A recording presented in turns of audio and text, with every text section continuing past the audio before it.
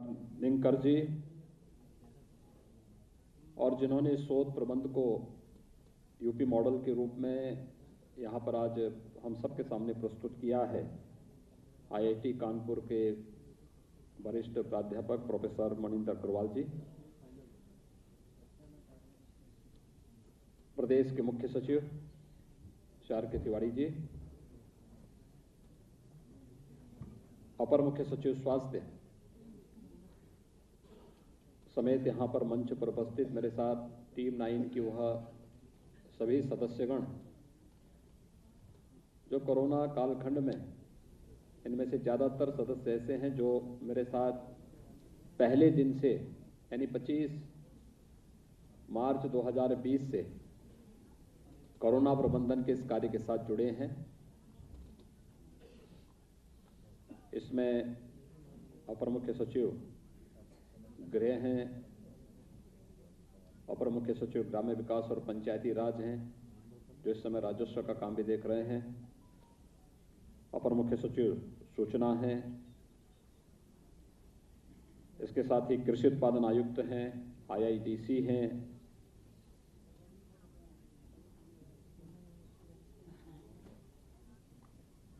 प्रदेश के पुलिस महानिदेशक हैं और वे सभी प्रमुख सचिव चिकित्सा शिक्षा हैं। तो पहले दिन से इस पूरे कार्यक्रम के साथ मेरे साथ जुड़े हुए हैं, आज इस मंच पर उपस्थित हुए हैं। चिकित्सा स्वास्थ्य से जुड़े हुए सभी अधिकारीगण और उपस्थित भाइयों बहनों, एक साथ 2 कार्यक्रम यहां पर आयोजित हो रहे हैं। एक और हम प्रदेश के 40 लाख से अधिक अंत्योदय परिवार जो प्रधानमंत्री जन आरोग्य योजना यानी आयुष्मान भारत की योजना से आच्छादित होने से रह गए थे, उन्हें आज मुख्यमंत्री जन आरोग्य योजना के अंतर्गत आच्छादन का एक कार्यक्रम चल रहा है। प्रदेश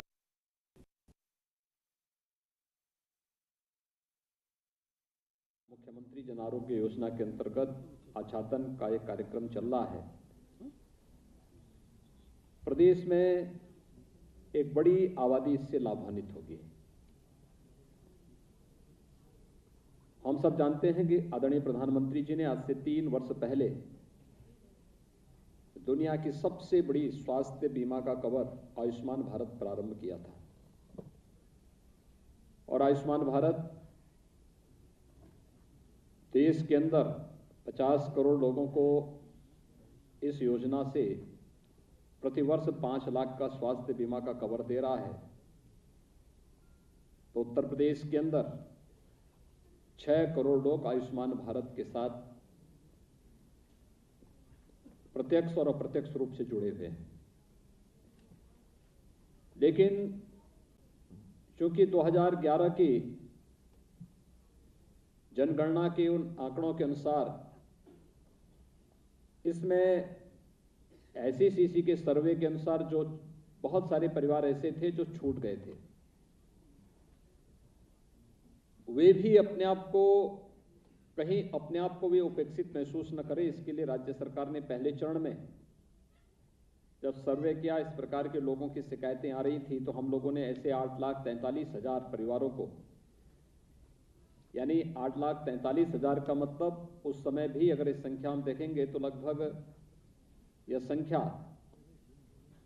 काफी हद तक, मुझे लगता है लगभग 45 लाख के आसपास की संख्या ऐसी थी जिनको हम लोगों को उस समय इसके साथ जोड़ा। हम लोगों ने प्रदेश के अंदर जितने भी हमारे प्रवासी और निवासी श्रमिक हैं, उन जिनका रजिस्ट्रेशन श्रम विभाग में है, BOC बोर्ड में जिन्होंने अपना रजिस्ट्रेशन करा रखा है, उन सबको तो हम लोग 2 लाख रुपए की सामाजिक सुरक्षा की बीमा भी दे रहे हैं और 5 लाख रुपए की स्वास्थ्य बीमा का कवर भी हम इस योजना के अंतर्गत उन्हें पहले ही उपलब्ध करा रहे हैं। लेकिन साथ साथ वे प्रवासी कामगार और श्रमिक भी जो उत्तर प्रदेश के निवासी हैं, उत्तर प्रदेश के अंदर, उत्तर प्रदेश के बाहर, वे निवासी हों या प्रवासी हों, उन सभी श्रमिकों को भी हम लोगों ने 2 लाख रुपए की सामाजिक सुरक्षा और 5 लाख रुपए का स्वास्थ्य बीमा का कवर भी दिया है। यानी प्रधानमंत्री जी का वो सपना कि हर एक व्यक्ति को स्वास्थ्य सुविधा की लाभ सुविधा प्राप्त होनी चाहिए और 5 लाख रुपए की स्वास्थ्य बीमा का कवर प्राप्त होना चाहिए। सबसे बड़ी आबादी का राज्य उस लक्ष्य को प्राप्त करने की ओर तेजी से अग्रसर हुआ है। मैं इस अवसर पर आज जब प्रदेश के अंदर 40 लाख से अधिक परिवारों को ये सुविधा उपलब्ध हो रही है, जिसमें 1 करोड़ से अधिक लोग लाभान्वित होंगे, इस अवसर पर यहाँ प्रदेश की राजधानी लखनऊ में और प्रदेश के विभिन्न जनपदों में विकासखंड स्तर पर जो समारोह आज आयोजित हो रहे हैं, वहां पर उपस्थित उन सभी नागरिकों को जो आज इस सुविधा से आच्छादित होंगे, उन सबको और जो आने वाले समय में भी होंगे, उन सभी को मैं इस अवसर पर हृदय से बधाई देता हूं। उन सबको प्रति अपनी शुभकामनाएं व्यक्त करता हूं। आयुष्मान भारत ने स्वास्थ्य क्षेत्र में आम जन के मन में जागरूकता के साथ साथ उसको जीने के लिए एक नई राह दिखाई है और हर व्यक्ति के मन में एक उत्सुकता बढ़ी है। पहले वह डॉक्टर के पास नहीं जाता था, पता नहीं डॉक्टर कितना खर्चा बता देगा। मैं शहर में जाऊंगा तो कोई कॉर्पोरेट हॉस्पिटल है या बड़ा चिकित्सालय है, उसको बाहरी स्वरूप देख करके ये गरीब व्यक्ति डर जाता था। लेकिन हम सब आभारी हैं प्रधानमंत्री मोदी जी के, जिन्होंने हर व्यक्ति को, चाहे वह किसी भी हॉस्पिटल में, इम्पैनल्ड हॉस्पिटल कोई भी है, और हर बड़ा हॉस्पिटल आज के दिन पर आयुष्मान भारत में इम्पैनल्ड है, वह हर व्यक्ति वहां आज अपना उपचार बेझिझक करा सकता है। 5 लाख रुपए तक की स्वास्थ्य बीमा से आच्छादित होने के बाद बेझिझक वहां अपना उपचार करा सकता है। अगर यह श्रेय किसी को दिया जा सकता है तो देश के यशस्वी प्रधानमंत्री श्री नरेंद्र मोदी जी को दिया जा सकता है। मैं इस अवसर पर जब हम 1 करोड़ नए लोगों को इस योजना के साथ जोड़ रहे हैं, तो इन सभी योजनाओं के प्रेरणा स्रोत प्रधानमंत्री मोदी जी का हृदय से आभार व्यक्त करते हुए इन सभी नए परिवारों को भी मैं इस अवसर पर अभिनंदन करता हूं। और मुझे लगता है कि विजयादशमी के अवसर पर उनकी आरोग्यता की कामना करते हुए इस योजना उनके लिए और परिवार के लिए फलदायी हो, इसके लिए मैं उन सभी को अपनी शुभकामनाएं भी देता हूं। हम सब जानते हैं हेल्थ इंफ्रास्ट्रक्चर पर प्रधानमंत्री जी का विशेष जोर रहा है। पहले देश के अंदर एक एम्स हुआ करता था दिल्ली में। सरदेव अटल बिहारी वाजपेयी जी ने 6 एम्स किए। 2004 के बाद इनकी गति धीमी पड़ गई और हम सब आभारी हैं प्रधानमंत्री मोदी जी ने एम्स की संख्या 6 से बढ़ा करके 22 तक कर दी है। यानी 1947 से 2099, 2001, 2000 तक कुल 1 एम्स देश के अंदर था। 1 एम्स बन पाया था। सन 2000 से 2004 के बीच में 6 एम्स पर कार्य प्रारंभ हुआ। लेकिन आज हम आभारी हैं प्रधानमंत्री मोदी जी के कि मात्र 7 वर्ष की एक छोटी सी कार्यावधि में देश के अंदर 22 तो एम्स का निर्माण हो रहा है या वे प्रारंभ हो चुके हैं। और 22 एम्स के साथ ही प्रधानमंत्री स्वास्थ्य सुरक्षा योजना के अंतर्गत मेडिकल कॉलेजेस का जो हेल्थ इंफ्रास्ट्रक्चर डेवलपमेंट के लिए जो कार्य, अभूतपूर्व कार्य हुआ है। मुझे याद है 1947 से 2016-17 के बीच में उत्तर प्रदेश में केवल 12 से 15 मेडिकल कॉलेज बन पाए थे। उत्तर प्रदेश एक बड़ी आबादी का राज्य है, सभ्यता और संस्कृति की आधार स्तंभ है, भारत की आत्मा बसती है उत्तर प्रदेश में। और उत्तर प्रदेश जैसे राज्य को हेल्थ के सेक्टर में कितना उपेक्षित करके छोड़ा हुआ था। मेडिकल कॉलेज सीमित संख्या में, 12 से 15 मेडिकल कॉलेज आजादी के बाद मात्र 70 वर्षों में खुल पाए थे। और आज मुझे बताते हुए प्रसन्नता है कि 75 जनपद हैं उत्तर प्रदेश के। 75 जनपदों में से 16 जनपदों को छोड़ दें जहां पर हम अभी कोई सरकारी मेडिकल कॉलेज नहीं दे पाए हैं,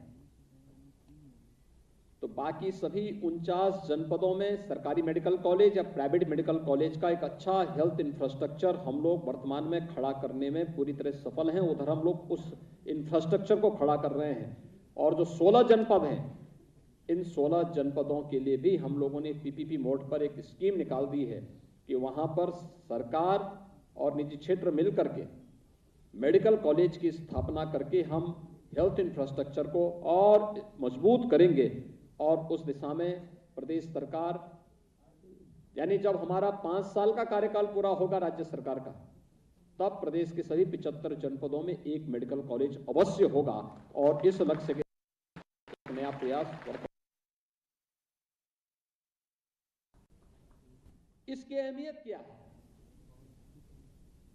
तो अहमियत इसकी यही है कि अगर हमारे पास 2014 में प्रधानमंत्री मोदी जी ने हेल्थ इंफ्रास्ट्रक्चर पर जोर नहीं दिया होता, तो कोरोना जैसी महामारी के दौरान हम कहां ठहरते, कहां लोगों को एडमिट करते, कहां पे स्वास्थ्य सुविधाएं उपलब्ध करवाते। आज हमारे पास उत्तर प्रदेश जैसे राज्य में 1,80,000 बेड्स हमारे पास मौजूद हैं, जो केवल कोरोना उपचार के लिए हम लोगों ने इस दौरान प्रदेश के अंदर न केवल उनको यहां पर कोविड के लिए तैयार किया, बल्कि वहां पर हम लोगों ने उतना मैन पावर भी उपलब्ध कराया। उत्तर प्रदेश जैसे राज्य में कोविड जांच की कोई सुविधा नहीं थी। जब यहां पे 6 मार्च को पहला उत्तर प्रदेश के अंदर कोविड का पहला पेशेंट सामने आया था, पहला पॉजिटिव केस आया था, हमारे पास टेस्ट की सुविधा नहीं थी। हमें एनआईवी पुणे भेजना पड़ा था, पेशेंट को सफदरजंग दिल्ली भेजना पड़ा था, नोएडा में आए थे इसके बाद उनको भी वहीं भेजना पड़ा था। और हमारे पास पहली टेस्ट लैब स्थापित हुई थी केजीएमयू लखनऊ में, और ये हुई थी 23 मार्च 2020 को, जिसमें केवल 72 टेस्ट प्रतिदिन हम कर सकते थे। उस समय हम लोगों को बड़ी मशक्कत करनी पड़ती थी। मैं स्वास्थ्य विभाग से कहता था कि नहीं, स्वास्थ्य विभाग को भी, चिकित्सा शिक्षा विभाग को भी। हमने कहा इसको 72 को आगे बढ़ाइए। कहते साहब 72 पर्याप्त है। मैंने कहा नहीं, पर्याप्त नहीं है, इसको तत्काल पहले 100 कर दीजिए। 100 जिस दिन हुआ, मैंने कहा इसको 1000 तक पहुंचाइए। कहा कोई आवश्यकता नहीं। मैंने कहा नहीं, बढ़ाइए। 1000 हुआ, हमने उसी दिन कहा इसको 10,000 तक पहुंचाइए। 10,000 हुआ, मैंने कहा इसको 25,000 तक पहुंचाइए। कहते आवश्यकता नहीं पड़ेगी। मैं कहता आवश्यकता पड़ेगी, अभी आप देखना। और पहुंचाते पहुंचाते हम लोग उत्तर प्रदेश में 4 लाख टेस्ट प्रतिदिन करने की क्षमता विकसित कर चुके हैं। टेस्ट यानी ट्रेस है, टेस्ट है, ट्रीट है, एंटी का है। ये 4T का जो मंत्र दिया है प्रधानमंत्री मोदी जी ने दिया। ये 4T होंगे, इसका पालन करोगे तो कोरोना वैसे ही छू मंतर होगा जैसे उत्तर प्रदेश जैसी सबसे बड़ी आबादी के राज्य में है। मैं आज सुबह में 25 मार्च 2020 से लगातार कोविड के लिए पहले लहर में हम लोगों ने, फर्स्ट वेव में हम लोगों ने टीम 11 गठित की थी, और सेकेंड वेव में टीम 9 गठित की थी। मुझे लगता है कि बहुत कम दिन ऐसे रहे होंगे जिस दिन मैंने इस बैठक को न लिया हो। शेष हर दिन हमारी ये बैठक, आज भी हमने सुबह ये बैठक ली है। सुबह 10 बजे ही टीम 9 से सभी सदस्य मिले, आधे घंटे के लिए मिलते हैं, लेकिन हर एक विभाग क्या करता है, ये केवल हेल्थ का काम नहीं, हेल्थ विभाग ही इसमें अकेले काम नहीं करेगा, उसमें सभी विभागों ने मिलकर काम किया। एक टीम वर्क है, ये एक साथ मिलकर के जब काम करेंगे। और यह मॉडल हम लोगों ने पहले अपनाया था 2017 में इंसेफ्लाइटिस उन्मूलन के लिए। इंसेफ्लाइटिस से उत्तर प्रदेश के 38 जनपद थे, और पूर्वी उत्तर प्रदेश के 7 जनपद तो ऐसे थे जहां पर मध्य जुलाई से लेकर मध्य नवंबर तक 1500 से लेकर 2000 बच्चों की मौत होती थी। 1500 से 2000 बच्चे मरते थे उससे। लेकिन हम लोगों ने जब प्रदेश के अंदर स्वच्छ भारत मिशन की स्थिति 2017 के पहले राज्य सरकार की रुचि नहीं थी।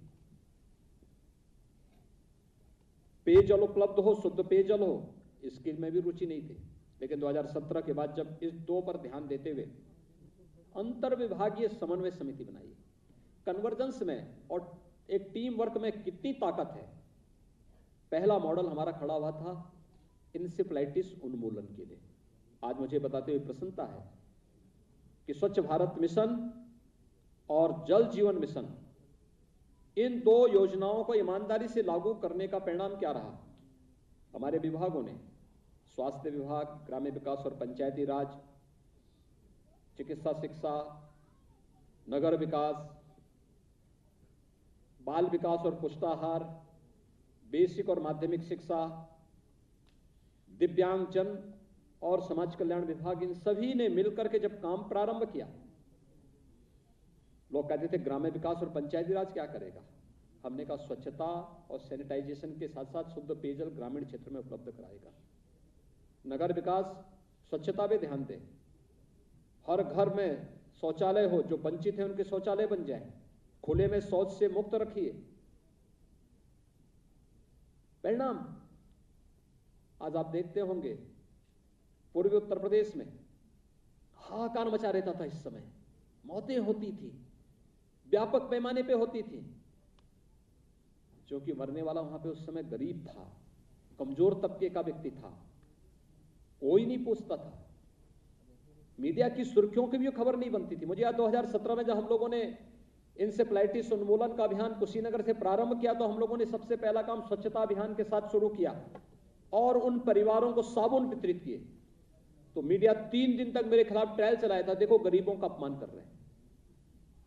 यानी हम साबुन वितरित कर रहे हैं कि साफ सफाई की व्यवस्था कैसे होनी चाहिए, और हाथ धोएं, आप कहीं जा रहे हैं, कोई चीज छूते हैं तो साबुन से हाथ धोना चाहिए। तो तमाम राजनीतिक दलों ने मेरे खिलाफ अभियान चलाया था कि देखो गरीबों का अपमान हो रहा है,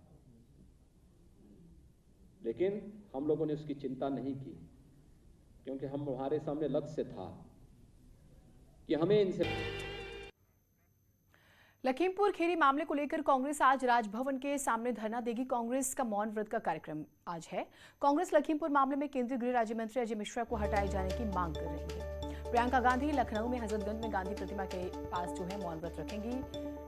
दोपहर 1 बजे का उनका ये कार्यक्रम वैसे प्रस्तावित था। मौन व्रत, मौन होकर कांग्रेस जो है दबाव बना रही है। और आपने देखा नवजोत सिंह सिद्धू ने इसकी शुरुआत की। अभी हाल के दिनों में लखीमपुर प्रकरण को लेकर खास तौर से उन्होंने अपना मौन व्रत रखा। तकरीबन 20 घंटे से ज्यादा वो मौन व्रत पर रहे आशीष मिश्रा की गिरफ्तारी को लेकर। और अब कांग्रेस लगातार दबाव बना रही है इस्तीफे का, जिसको लेकर अलग अलग जगहों पर कांग्रेस के जो नेता हैं वो प्रदर्शन कर रहे हैं। मांग है गृह राज्य मंत्री अजय मिश्रा का इस्तीफा होना चाहिए।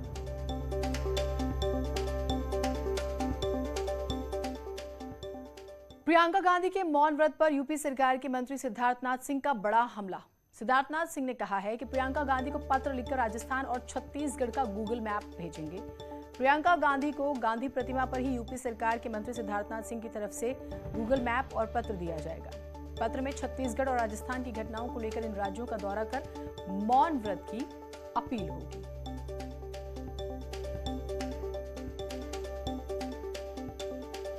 नहीं समझ आता कि किस बात का ये प्रदर्शन कर रहे हैं कांग्रेस के लोग या अन्य विपक्षी। कानून, हमने पहले भी कहा था, कानून अपनी तरीके से काम करेगा, कानून आपके दबाव में नहीं काम करेगा। सरकार जो है वो कानून को पूरी इजाज़त देती है, न उनके हाथ बांधती है कि आपको रोका जाएगा या ट्विस्ट किया जाएगा। और आप एक के बाद एक देख रहे हैं कि कानूनी तरीके से वहाँ पर कार्रवाई हो रही है लखीमपुर में। अब विषय रहा वो मौन व्रत रखें या प्रदर्शन करें, वो उनका लोकतांत्रिक अधिकार है। ऐसे भी कांग्रेस के अंदर एक प्रचलन रहा है, हमारे प्रधानमंत्री उनके थे, 10 साल उन्होंने भी मौन रखा था। शायद आप भी मौन रखेंगे तो प्रधानमंत्री का सपना देख सकते हैं। लेकिन जो इनको करना चाहिए भाई बहन को, वो विषय ये है कि इनको गूगल मैप भिजवा रहे हैं हम लोग। एक का रास्ता जाएगा राजस्थान, जहां पे लिंचिंग हुई दलित की और आज तक नहीं गए, और दूसरा जाएगा छत्तीसगढ़ कि अपने मुख्यमंत्री से पूछेंगे कि किसानों को हत्या क्यों करी गई है वहां पर। तो अभी तक आप वहां पे क्यों नहीं मौन व्रत रखे हुए हैं, वहां पे आपका मौन व्रत क्यों है, ये हम लोग को समझाइए, और जनता इसको जानना चाहती है। तो कुल मिलाकर लखीमपुर मामले को लेकर सियासत हाई। एक छोटा ब्रेक ले रहे हैं, कहीं मत जाइएगा।